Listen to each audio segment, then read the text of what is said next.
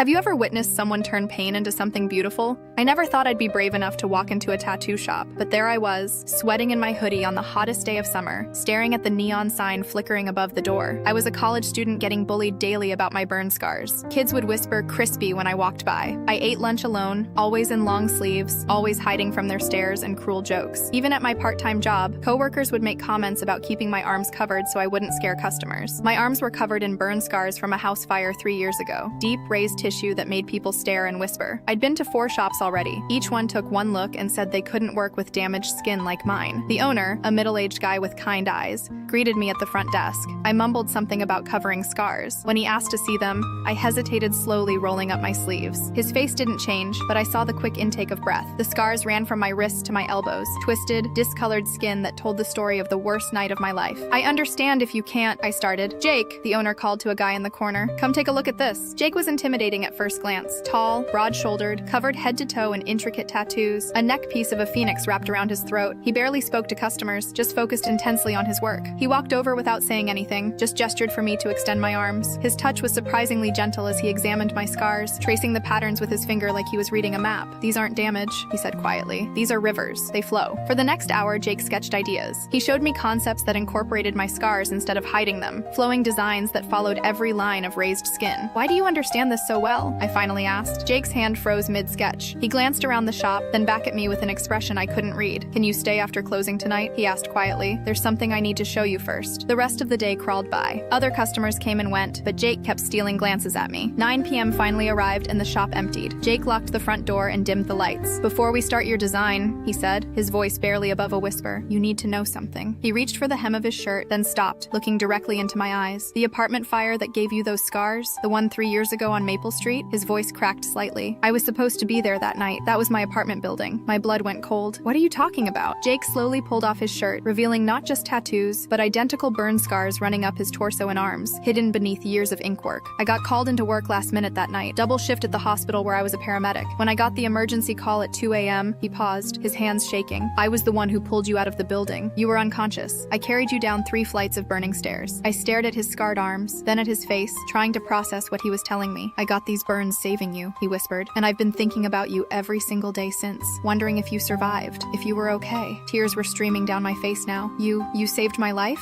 Jake nodded, his own eyes glistening. And now, 3 years later, you walk into my shop asking me to help you love your scars, the scars I got saving you. He laughed through his tears. If that's not fate, I don't know what is. That night, Jake didn't just become my tattoo artist. He became the missing piece of my story I never knew I was looking for.